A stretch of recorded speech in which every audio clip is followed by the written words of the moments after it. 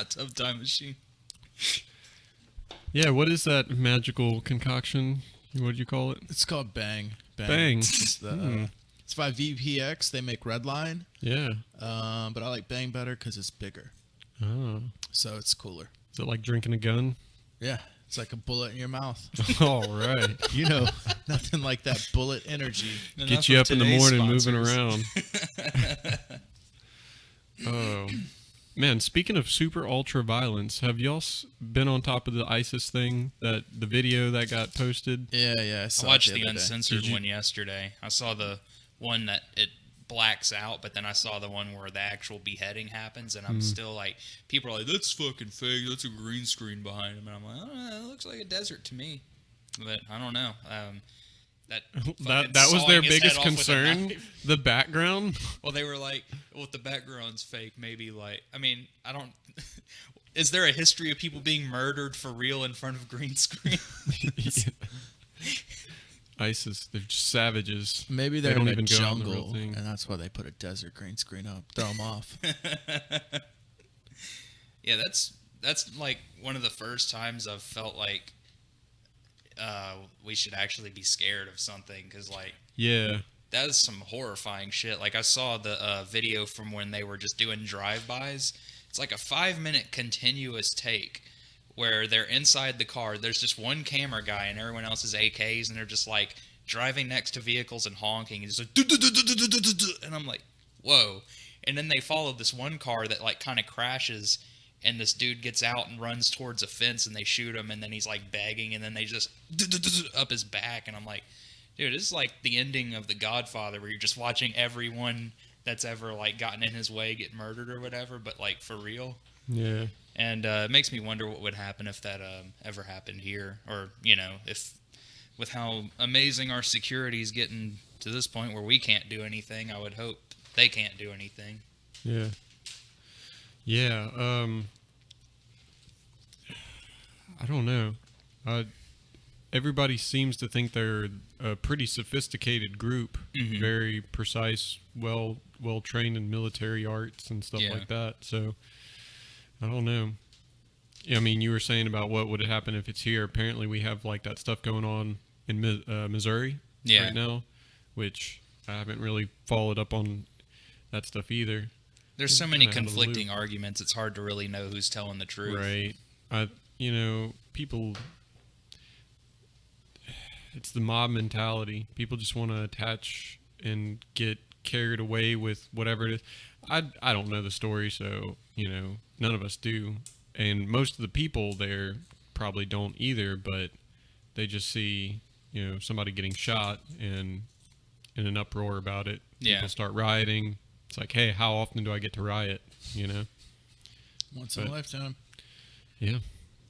Not to be devil's advocate here, but like whenever people riot and they start having the riot gear, I mean, them doing that in a way almost justifies us needing that stuff for our cops, you know? Like if you got a town of like, I don't know, 4,000 and there's only 60 cops, I don't know, I think they're going to need maybe a tank if shit hits the fan just in case, but I don't know, also we don't need to be shooting journalists. I mean, they're just trying to cover what's going on, and they're like aiming guns with like rubber bullets at them, or saying, I'm gonna fucking kill you, and stuff like that. Like, I've actually seen, like, I didn't watch the clip, but there was like a video someone shared on Facebook of that, like a journalist was just like near a cop, and he was just like, I'm gonna fucking murder you, or something, just really pissed off. These are the cops there. I saw a fuck ton of pictures like that, and them disassembling camera equipment and shit. Yeah. Oh, thank you. Yeah, so what do you think? Do you think the U.S. government's going to give in to ISIS demands? Because the video ends with them pulling another journalist and saying, you know, this next one's on you. I don't think they will, because they're like, the U.S.'s stance on dealing with terrorists is that we don't. Right. Because it almost justifies them kidnapping American citizens to get what they want. Isn't that kind of what Benghazi was? Something similar? I don't know. I mean, that was like 2.5 years ago, I think, but someone on our turf, or from our area, was killed overseas, and everybody was pissed that Hillary Clinton said don't do anything or whatever. That's the biggest smear against her running, is that she let an American die overseas when she could have probably prevented it. But I mean, it's probably the same difference with Obama. I mean, like, I would probably not cave in unless it was an explode, like something like Korea, threatening to shoot missiles. I'd probably cave before a bunch of guys in a desert behead someone that, writes stuff. Yeah.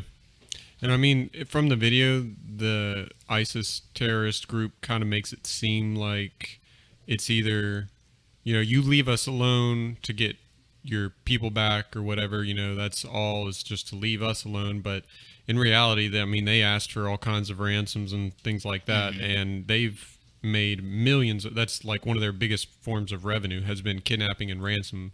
And Europe's given in to a lot of their demands to get their people back. Yeah. The British haven't. I think they have the same stance as the U.S. I don't think it's going to change anything either, and that's why I think it's such a shame, like such a waste, to put videos like that out there, kill an innocent guy. What is it going to do, I don't think it's going to change anything, but it just makes people who see the video more in fear, and I just don't think anything's going to become of it, What I think is weird about the whole situation is, other than maybe 9/11, we haven't really had a Taliban attack, right? On the on U.S. U.S. soil? grounds. Not that I know of. Anthrax The whole anthrax scares. Yeah, But I mean, these are professionals, and then you look at the Boston bombing, and it's just a teenager and his older brother. It's weird to me that it seems like that's more likely to happen than that stuff happen over here. Like, I think we've had more domestic terrorists actually get shit done versus, people from Arabia or, the Middle East. So in a way, I don't 100% have that fear, but it's one of those, like, if shit hit the fan here, they would be the first people I'd think are doing something. I mean, they always have ridiculous demands. I mean, if we give them one thing, they're gonna, be like, well, now for us to be fully happy, America needs to be fully Muslim, or we'll just shoot you or something like that. I don't understand why they feel like everybody has to convert or die. Like, it's ridiculous. I guess they've just never had the melting pot mentality that we had growing up. But what's crazy is somebody restored old photographs from 100 years ago, like put them in color and stuff. And there was somebody from, I think, Afghanistan from like 1906. And what was crazy was it looked about the exact same as it does now. Like, the way people dress and look, like, you could have told someone it was a picture from a week ago and you'd have believed it. I guess they don't change much over there. No. Set in their ways. Yeah. One of the questions from trivia last night was, where did the terrorists that shot, not terrorists, the guys that shot Doc Brown in Back to the Future, where are they from? We put Iran. It was wrong. I think it was like Lebanon or some shit. Oh, yeah. It's weird, as I've seen the sequels more than I've seen the first movie of Back to the Future. It's been a while since I watched any of them. They're all pretty awesome. Yeah. Funniest part of the first one to me is him, like, playing Hendrix music in, like, the 50s, and everyone's just, like, not moving because they're freaked the fuck out. Yeah. sounds like Dewey Cox. I recently watched that movie for the first The time. movie holds up. It's so amazing. You're playing so fast and screaming. You sound like some kind of punk. Oh, I gotta rewatch that. It's been a while. You don't want none of this shit, Dewey. But it'll give you a boner. You ain't never once paid for drugs. Not once. They say 4 more things. And you ain't still never paid once for drugs. Me and one of my friends were constantly repeating the Beatles scenes with Jack Black as Paul McCartney. I'm the little of the Beatles. And then John Lennon and Ringo Starr. I'm Ringo Starr. I just like to have fun. I got the song about an octopus. Jason Schwartzman was perfect casting for that. He was like the only one that, well, Justin Long as Harrison, they both looked pretty much just like the real guys. Jack Black, they didn't even try. I just want to sit here and, play my guitar while it's slowly crying. Would you like to try some LSD? Can do anything with our imagination. Oh no, it's a bad trip. It's a bad trip. It's a bad trip. What other movies? The new Sin City movie, I think, came out recently. I feel like they waited too long. 9 years it's been since that first one. Yeah, I'm not interested in seeing that at all. Like, to me, watching the first one makes it seem like, oh, man, this is something you like when you're a teenager, but I'm almost 30. Like, I don't know if I really dig this, like, wannabe film noir with, like, crazy action anymore. I don't know. The whole Tarantino Rodriguez train's just kind of, like, left me for the last few years. Really?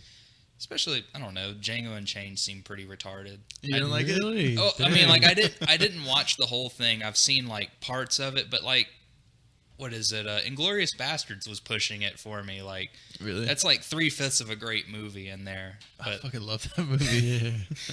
I don't know, because, like, the first scene is so good and chilling, and then it's like, well, now we're like a weird action movie with, like, all this funny, like, titles for the character, like the Stiglitz guy, and it's like Stiglitz, and I just thought it kind of fell apart in the end, but I don't know. Yeah, that's Tarantino for you. Yeah. He's got to be a little weird with it, but I feel like Kill Bill ruined his career because it's like he's had to keep being that guy that does movies like that. Yeah. Because, like, Jackie Brown was a little bit different from Pulp Fiction, and Pulp Fiction was different from Reservoir Dogs, but they all still sort of had that thread that kept it grounded. Mm-hmm. And now it's like, he's like, what's something really fucking weird I can do? Because everyone's going to watch it anyways. Kill Bill made me fucking rich, dog. But I was like a lot of people my age back then that was like, yeah, man, Tarantino's the shit. And it's like, you grow up watching more and you're like, I think he's getting off his rocker. But a lot of people do that creatively. I mean, there's some comedians that just can't really tell jokes anymore. They're just kind of just showing up and talking. Well, I think Tarantino's plan was to do like 7 or 10 movies, major movies, and then he was going to retire as a director. Mm-hmm. That's his goal. So I think he's got like 2 or 3 left in him, supposedly. Let's see. And because I think Django was 7 or something like that. I don't know if he's counting Death Proof. I guess he is. Probably. But he says he wants to move to like HBO series where he's just free to go as he needs, and he doesn't have censorship issues or whatever because HBO doesn't care. I think that'd be pretty cool. I mean, if he picked a really good series and ran with it, it'd be pretty good. I think he wants to move to writing as well. Yeah. More book-related materials. That'd be interesting. At least do like a filmmaking book or something. Yeah, or just more stories, taking the things he comes up with film and just stretching it out and, doing it Stephen King style. Yeah. I think, because he writes all his scripts longhand. Mm. So. And he writes like 500-page scripts. Yeah. Yeah. It's fucking ridiculous. I know. I'm fucking reading. That's how they did it back in the old days, Just doing it the same way they did it with the Bible. Write it all out in stone. Mm-hmm. That'd be weird to find fucking balding, fat Quentin Tarantino chiseling his script onto a stone. But have you ever read any of his scripts? His script writing is kind of like annoying because he'll be like, he'll actually write, "You bet your sweet ass that just happened." No, I've never read any of that shit. One of my friends showed me a part of, I think it was the script for Inglourious Bastards, and it would be like, and then the bear Jew just hits that Nazi across the face with a bat. You bet your sweet ass he just beat that fucker's face. Yeah, his dialogue is so, like, it's so him. Like the part in Inglourious Bastards where the lady tells them after she gets shot and they're at the vet and they're pulling it out and all this kind of stuff, and she's talking about how they're going to get everybody into the ball, and she tells them that that Hitler's going to be there, and one of the guys goes, "Fuck a duck." I was like, Really? That's the dialogue you went for that? My favorite thing about that movie was Brad Pitt's crew and them supposed to be acting like Italians. Yeah. And Buongiorno. yeah, and then what's his name? Oh man, the Jew hunter says like this long ass paragraph in Italian, and Brad Pitt's just like, "Grazie." What is that dude's name? That's gonna bug me. Hans Landa. You talking about the guy who The actor. It doesn't matter. Christoph Waltz. Yeah, that's yeah. That's one Fantastic. thing Tarantino is good at, in my opinion, is reviving aging careers. Yeah. Like, as much as I didn't like his part of Grindhouse, I really liked seeing Kurt Russell do something again. Because he just kind of does like a rom-com for old people every now and then, and just disappears for a few years, unless they need him for another middle-aged guy doing action.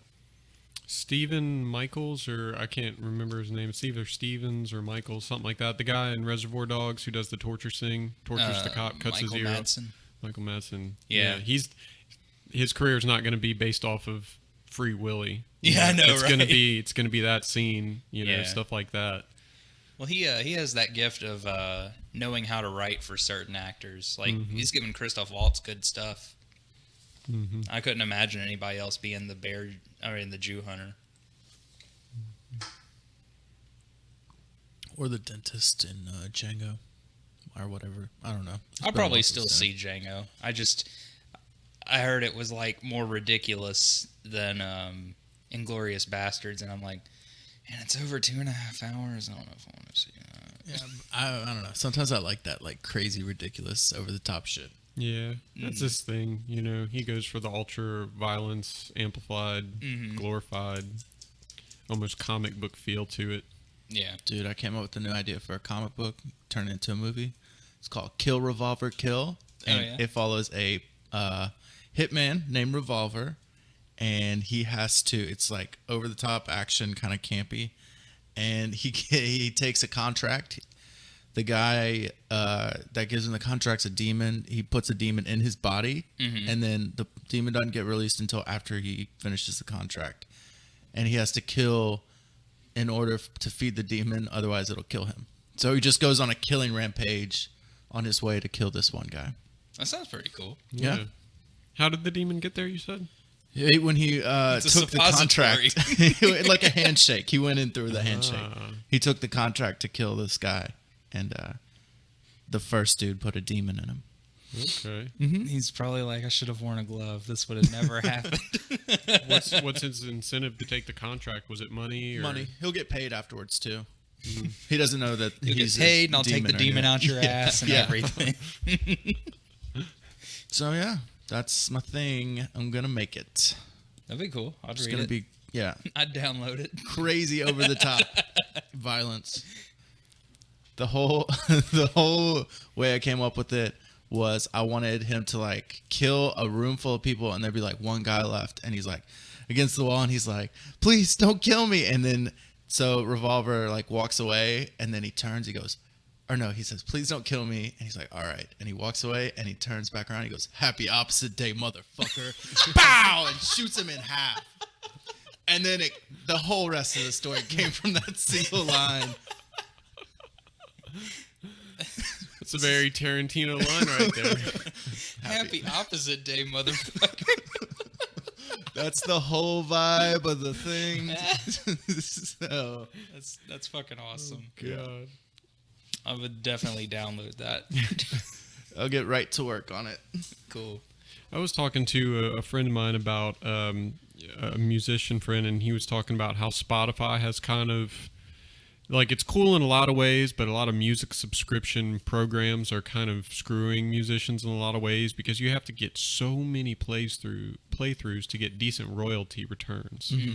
And supposedly companies are starting to look into subscriptions that are like that for authors, where you pay like $9.99 a month and you get access to, a ton of material.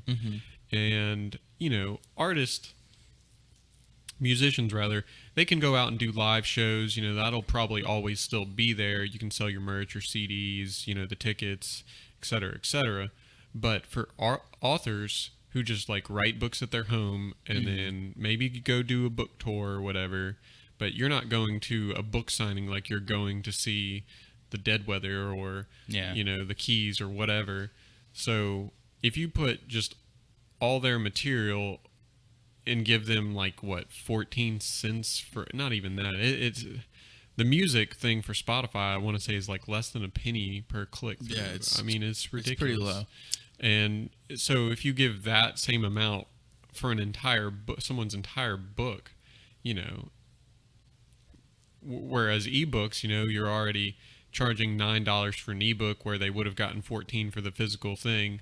Now you're charging them, you're giving them returns of like a penny, if that, you know, for a whole, you know, I mean, that's just going to totally screw authors over. Well, I think they should be able to opt in or opt out. I mean, some authors don't really care. They just want their material to get out there. And then others are more yeah, because especially if it's something worthy of being a movie one day, they'll make their money in the option deal or whatever the term is. Yeah. There was a comedian, I think it was Natasha Leggero, who talked about her material being on Spotify, and I can't remember who asked her. They asked like how much she makes. She says maybe once a month I'll have like enough money to buy a pack of cigarettes. So like I think if you're really popular like she is, you would maybe make $5 to $7 a month off Spotify. Which I don't know. That's a little bit more than I make telling jokes. Right. I think my best gig has been like free beer at like every show I do. That's all I've gotten paid in so far. Yeah. Booze. And pussy. You know, I accidentally stole a joke from Thomas the other day. Did you? Which one? When I show a girl in my bedroom, I told her this is where the magic happens, and I pull a condom from behind her ear. Oh, is that one of his? He talked about it with me outside the show on last Thursday. Yeah. And I wrote it Sunday, and I was like, I really feel like I might have heard this before, but I'm going to say it anyways. And if that person is there or if someone else has heard it, I'll not say it. And like 2 days after I told that in front of him, he messaged me, he goes, I like that condom behind the ear joke. And I was like, dude, did I take that from you? He goes, well, I was never going to try it on stage, but I did say it around you. And I was like, well, shit, I'm sorry. I totally pulled a Robin Williams because people always called him a joke thief. And that's been his thing is like you hear enough jokes from so many people all the time. Yeah. You start to wonder if something you created was something you accidentally heard and forgot. Oh, yeah. I always get paranoid. I like try to Google something or something if I'm not sure. So you can actually type one of your jokes or some part of it on Twitter, and I think it'll actually show up who all has said something similar. Really? Yeah, like I used to Google and then put comma Twitter after the joke, but I was really annoyed that I pulled that on Thomas because he's new and he's like, this new guy's taking me under his wing and taking my material. Yeah, he came over to my house the other night after we left MS Juke Joint. Oh, yeah. He was like, I need your address. And I said, why? And he was just like, and I was like, I'm just kidding. Here it is. Because I was pretty sure he wanted to bang Amber's friend. And I wasn't going to be that guy that says, fuck him. He ain't getting his dick wet tonight. So did it happen? Did he bang Amber's friend? No. They did have a really awkward hug goodbye, though. Gotta love an awkward hug. So what's the deal with Landmass comedy, guys? That's a new thing that's been in the works as of lately. Pretty cool graphic work that you got, and I know y'all got some shows coming up for the Irish Coast Pub, the He and She, and Celtic's Friday. Yeah. I mean, this will probably be released afterwards, but is it Friday? This Friday. Oh yeah. Thought it was Saturday. Cool. That was a quote from somebody that's booked on my show, ladies and I know gentlemen. it's the 22nd. I know it's the 22nd. I didn't know if it was Friday or Saturday. Okay. The local comedian, in Alabama, Chuck Diesel, was telling me about this guy that he used to do shows with, and this guy was like already an hour late for the show, and Andrew Polk and some other big comics in this region. We're all sitting having their free pizza at the show, and this guy says, "Just thinking about what I'm gonna do," and they're all like, "What?" He's got like a 15-minute spot, and he's like, "Yeah, I didn't plan a set yet. I'm thinking about it now." I just can't understand people that try to just go up there and wing it. Especially like a show, like if it's an open mic, I get it, but yeah, I couldn't do 15 minutes without planning. Oh yeah, definitely. I used to try doing that. I ran this open mic in Hattiesburg that was fucking terrible. It was at this place called the Grill and Grocery, and it was a cool venue. It was like, it looked like a Subway restaurant from the 90s, like really like tight and narrow, and it had a stage, and it could uncomfortably fit about 100 people in there standing, and it was really cool. But yeah, I would just start with a joke, and because we always had like maybe a 6-person audience, so who gives a shit? And I would just like start with a joke and keep going based on what that was, and I'd be like, okay, this reminds me of this joke, so I'll tell this. And I think the longest I went was about like 13 minutes, and then I was like, okay, I just can't think of anything else to talk about, so the first comedian of the night. I've always kind of liked the idea of filling up time, because eventually somebody that's paying attention will at least like some of it, and it'll let me know if what I'm bringing up is any good. Yeah. But we've had some really good mics around here, especially at the Irish Coast. I'm really glad we have somebody like Ben helping run Landmass. Fuck yeah. Getting shows and shit. A venue to do them. Somebody actually said that it looks like there's an issue or whatever with the Landmass logo, but I don't really What issue? care. Well, they're looks like, cool to me. well, they're like, well, the LA is where Louisiana is, and then like, I think just the placement of the words, because this guy's a graphic designer too, and I was like, dude, like, no one cares, like, everyone likes it. And I have to pull it up. Check it out. He was like, I just think it might be distracting that there's an LA for Landmass, but it's where Louisiana is. Dude, there's a huge picture of Mississippi in the background. Yeah. I didn't really get what he was trying to really say. Like, I mean, who cares if that's there? I mean, people still get that it's a Mississippi thing. People remember when we were called a landmass, so what's the deal, yo? All you gotta do is say, bruh, you just don't get art. And then it's Bruh. fucking conversation over, man. Do you even art? Fucking plebeian. Plebeian, that's a And good then word. they're good. They're good. You don't question that shit. You don't come back from getting called a plebeian. Half the time, people don't know what that shit means. I don't know what it means. It's a Greek common folk. It's a Greek in origin. It's I like think. peasant. Yeah. Do you know what an unrik is? It's currency. I don't think so. Me neither. It's a man who's been castrated, has no genitals. That's a eunuch. Eunuch. What did I say? Unrak? Something like that. You said like eunuch or something like that. Yeah, Yeah. no, a eunuch is. That's a guy that doesn't have a dick. Okay. See, got it. Oh. Wish I had brought more to the table. What's an umlaut? That's what I was thinking when you said whatever. Isn't that currency? Whatever. We're gonna move on from. I think a guessing weird words. word is kumquat. Kumquat. Is that a fruit? I think it is, yeah. I've never had a kumquat. I'm afraid of what it'll taste like. It sounds like Sounds a like a grape. steroid for a porn star or something. Like, yeah, you just need a few kumquats. You'll be real good later. Bust that nut. So y'all got the open mic tonight. Yeah. Every Thursday. Every Thursday. Yeah, man. I run a very gangsta calendar. Selling tickets for the show on the 4th. $5. Buy them. Ben didn't happen to give you mine, did he? No, I got 10 for to sell. Okay. I don't think. I was like, I might see Daniel before open mic, so if he shows up Tuesday, can you get him to me? And he's like, sure, and he didn't. I got him yesterday, and he wasn't there actually. So, Oh, okay. but they were all just in one big ass stack, and I just took 10. So y'all going to be performing at these shows as well? Mm-hmm. Good deal. Yep. I see you had another guy coming out in, what's his name, Joe? Or Joe DeRosa, yeah, in December. Yeah, it's going to be fabulous. It's going to be a good show, man. Where's he based out of? I think he's out of New York. Oh, nice. That's I think that's at least where his home base is right now. He was on an episode of Louie.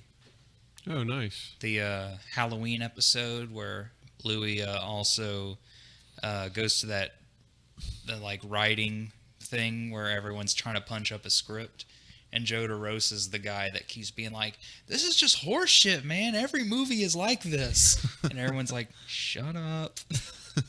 I love that they got I think it was Amir from College Humor to be in that, and he kept like suggesting stuff that nobody like the most response he got was a cough.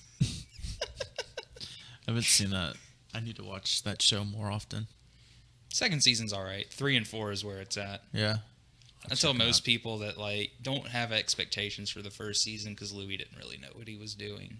Yeah. But like I can barely watch some of those episodes just because of like the way he's raised the bar with each season. It's like that was all right. Whatever. That's how so many shows are. Like the first season's okay, and then when the other ones come out, you love them, and then you go back to the first season like, this fucking sucks. Yeah, I feel that way the opposite, though, with shows like It's Always Sunny. Like, I thought the first 3 or 4 seasons were great, Yeah. but it's gotten worse as it's gone on. But it's weird because you go back to the first season, Charlie isn't really that crazy or retarded. He's just like, he's like a normal dude that like accidentally says or does something stupid. Yeah. And it's like with each season, they just made him more sociopathic and retarded. That's another thing is watching the characters develop where they find the character while writing the show deeper and deeper in. Like The Office, a bunch of them, they're just like background people, and then you go later in and they're all fucking weird. Yeah. They're all their own people. What kills me is when I watch documentaries about filmmaking and they'll talk about, you know, the filming of this movie during the 60s or 70s, and they're like, yeah, each day there was like a new script, and I'm like, that's got to be a fucking nightmare. Yeah. You rehearse this shit, and then like at 7 a.m. they're like, here's what you have to rehearse now, and you're not even sure if that's going to make sense later because they'll probably change something else. Like, I'm glad that a lot of productions now, they're kind of like, no, we're going to keep this draft because this makes the most sense. And I think they've probably just had too much chaos happen on sets due to that stuff, so they probably tightened it up over the years. Yeah, I'm sure it's a fucking nightmare to work with that, like an ever-changing script. Yeah, I couldn't even imagine doing that was shit. Rampant in the 70s and 80s. So many movies, they were, especially Nightmare on Elm Street. It's probably cocaine. I watched this 3-hour documentary on the whole Nightmare on Elm Street franchise, and like, dude, I didn't know that a horror movie series like that could make or break a studio. Like, they kept using that as a reference to like how their budgets were going to be for other movies. Yeah. Because they were like, we're just going to put $10 million in this, and we'll profit $40 million, and they would, and it'd be like, okay, and then they do other teen comedies and stuff, but it still bankrupted eventually, or they got bought by AOL. AOL. If Ted Turner had nothing to do with AOL, that would have died so many years back, maybe even a decade ago. I remember seeing something saying that like Ted Turner admitted to smoking a joint every day or something like that. Just a joint? At the minimum. Okay. I'd say if I was that fucking rich, I would do like a bowl per minute. Are you kidding me? So much weed, man. Or he could be like, you know, I smoke a joint every day, but I also have like DMT later or something, but he didn't say that. Breakfast, lunch, and digger, homie. Breakfast, lunch, and DMT. All day. I love the smell of subconsciousness in the morning. My frying brain. This is your brain on DMT. We need to make that picture. What would that be like as opposed to eggs in a frying brain pan? looking at a brain. There you go. So that I like liver the was I like good the earlier. sound of your beard in the mic there. I don't think anybody else likes it. Yeah, we tried liver. I tried liver for the first time just a few minutes ago before we started the podcast, and pretty terrible is is how I would rate that. I could have made a food blog on it, but I'm glad I didn't because it's just terrible. I mean, I tried to bread it with like garlic and spices and breadcrumbs and just terrible. Butter. I put all kinds of butter on that thing. It didn't work. But Derek over here. I ate the whole fucking thing. Liver. It's very rare that Great I protein, come across... terrible taste. Kind of just disintegrates in your mouth. Yeah. It's like cotton candy, but it sucks. It's not sweet at all. It's like burnt cotton candy. Yeah, and you think about what the liver does, and you're just like, I'm going to eat this. Yeah, this is totally a good idea. That is funny over time thinking about us, like how we're like, okay, we've eaten this part of the animal. What about this part? I'm pretty not adventurous with other parts of animals, just meat mainly. Mm-hmm. You've never had hoof? No, I don't think anyone really eats hoof, but no, I haven't. I've had head cheese. It's whatever, or souse, whatever you want to call it, or souse. Head cheese. I've never heard of it referred to as souse. Yeah, Sousse or something like that, I think. I have no idea how that's pronounced. I tried oxtail. That's pretty good. But Really? then that's I like had that. meat too. Huh? What? Oxtail? Yeah. I actually had it at, what's it called? Bocce Burger? Is that? It's in Vegas. They have oxtail chili cheese fries. They What make the hell? oxtail chili, and it's the fucking tits. Really? I think it's called Bocce Burger. It's like an Asian themed burger place, and it's delicious if you're ever in Vegas. They showed it on Diners, Drive-Ins, and Dives. That's how I found out about it. Oh, okay. Chocolate peanut butter shake. That shit was dope. I recently made a carrot almond shake, and it was pretty good. Yeah. What else Yeah. was in it? I've tried to keep it pretty basic. I think I put a banana in it because bananas mask so much, for smoothies. But I don't know what made me think of it, but I just thought of blending up carrots and just that orange look to it. I like just things that are weird, but that you work to make it good. Like you think about it and you're like, almonds and carrots, why? And then you see the orange and it's like, this is just bizarre. Like, why would you? But working to find ways to make it decent. Put a little nutmeg and ginger and like cinnamon in it. Can set it off. It's pretty good. I've been reading up on some like Indian cookbooks. I went to Good Karma off the That one. place is fucking awesome. Oh, it's so good. Mhm. So Love good. I mean, you go in there and pay like $10, and they just give you everything they have for that day. They went up since last time I went. They used to be like $8.50. Now it's 10 or 11. I mean, it's cool. It's the best food I'll eat that week. Yeah. Well, there's a new place now too. I was driving around 3 o'clock in the morning the other night, and just a little joyride. And there's well, first I was driving by and I saw this lady that was in the streets yelling up at a condo, and I'm thinking, all right, yelling at her friend, whatever. So I drive down. I'm going down the beach. Decide to turn around and come on back.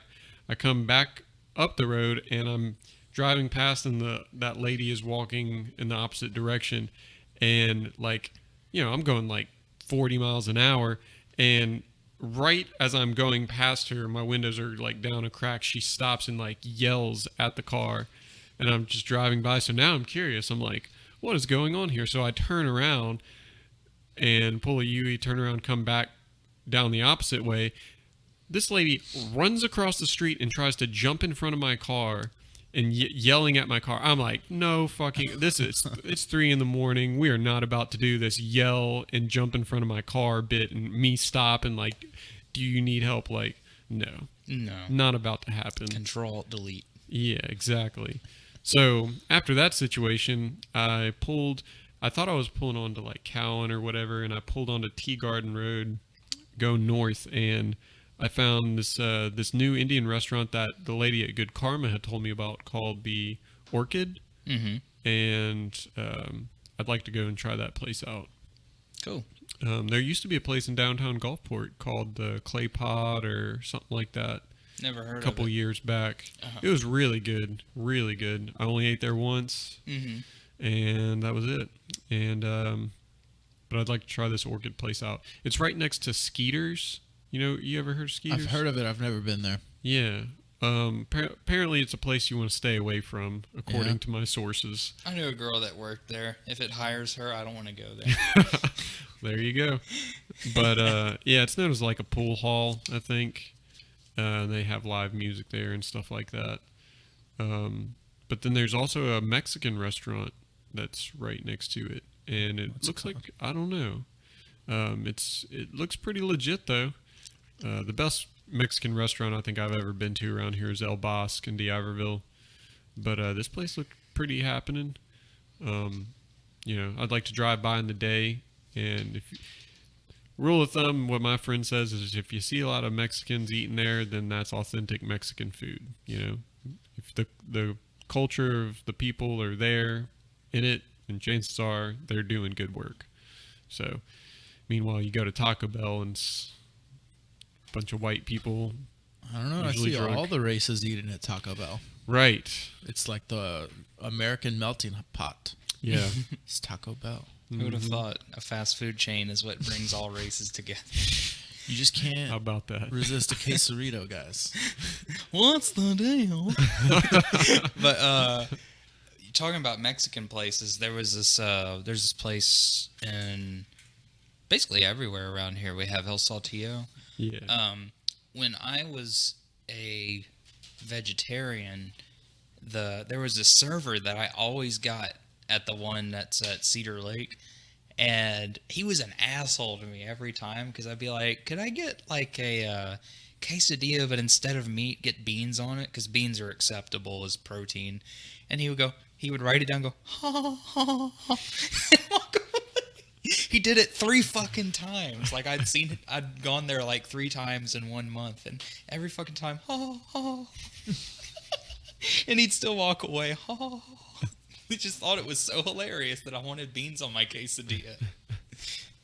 That's a pretty normal request. I know. Man. I know, right? Not like some, hey, you know how you guys keep peppermints up at the front counter? Put those in my quesadilla. Like, beans are something you put in quesadillas. Yeah, like I know I'm not the first person to want that, ever. Yeah, it can't be. Not possible. Not possible in the least bit. Do you guys need to head out in a bit, or y'all got a 9 o'clock showing?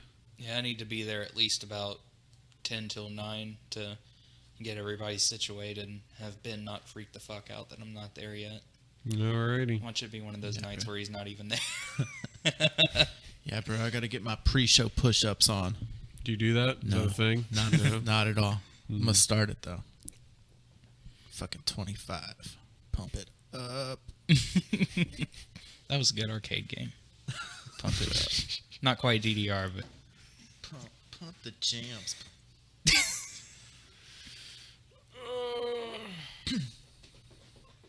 I tried getting up at 9:30 and I said, nah, bro. And I got up at 11. I wake up at 6. It's a motherfucker. Wednesdays and Thursdays usually. You're like a manager, right? Not like a shift lead or... Yeah, like I do all the... I hire people, I fire people. How weird is that to schedule. fire people? It's not too bad. Make it short and simple. I've never had a problem when doing it. Everybody's Really? cool with it, yeah. They're just kind of like, they take a breath and they're like, all right, thanks. You always think like this person's gonna shit a brick and they're gonna yell at me, but everyone's just like, oh, they're kind of taken back by it, and you're like, all right, see you later, bye. So just make it quick, man. Hey, we're gonna have to let you go because this. So. Mm-hmm. Do y'all have a 3-strike policy? So yeah, kind of, sort of, yeah. It's a little bit. It was like, How bad do you have to be to get fired from a smoothie place? well, Not devaluing your Yeah, job, no, but no, it's I like gotta- you put shit in a blender and you hand it to people and pretend to like them. right? It's that easy, but like some people just can't fucking do that. If you hand them a drink and it's just all vegetables, like you've done your job wrong. What is this? They A ask pillow? If they ask for a fruit smoothie and you hand them a hamburger, you may need to reconsider your life goals. and go work at Burger King. I mean, like, I'm a cashier at Walmart, and I'll see people that are, like, a little bit younger than me, sometimes even older than me, and they're fucking terrible at being a cashier, and I'm like, it's like the easiest job ever. Yeah. Like, every job has a cashiering job, and that's, like, the lowest, other than, like, cart pushing or maintenance, as far as pay and work level tier, or whatever you want to call it. And I have really bad social issues, and I'm like an excellent cashier. And when someone that's like better looking than me and like they look like they got their shit figured out just can't simply like scan shit or like bag stuff or whatever, or like they fumble around even having conversations with customers, I'm like, dude, what is wrong with you? Yeah. There's just some jobs that I don't understand how people can't do it. I mean, it's not like, you know, these people are working at Ingles or anything. Yeah. Nothing hard. Yeah. I tried looking up a job at Ingles, and like even entry level stuff's like, yeah, you need 5 years experience. My friend works out there. I don't know. It's a fucking job. I don't know how he feels about it. Yeah. I'd love to have a job like that for a few months. That way I can get out of debt and then go back to a dead-end job but not care. Yeah. It's all who you know. It's who you know and who you blow. Yeah. Who do I got to know to get rid of debt? That's what I want to know. I'll blow that guy. Yeah. Go to like one of those cash now places. Just blow And rob Craig. it? Oh. The cashier Craig. Yeah, man, I'll give you some cash now. Fuck. How weird would that be? You just work in a little office like that. Someone's like, can you give me money if I suck your dick? Well, this is still America, ain't it? They turn around. Yeah, it's still America. But yeah, I need to change and get going. All right. Hey, do you want a bag of livers before you go? No. No. I mean, I'm just gonna use them for ice cubes, you know. So I don't eat livers. As attractive as it sounds, I just don't know if I want a bag of livers in my car. Yeah, it's not something you want to pick up women with. No. It doesn't work. And I don't need it to get rid of women because I have my personality for There that. you go. Yeah, it's been fun. Appreciate Indeed. you. Indeed. Landmass comedy. Check it out. Do it.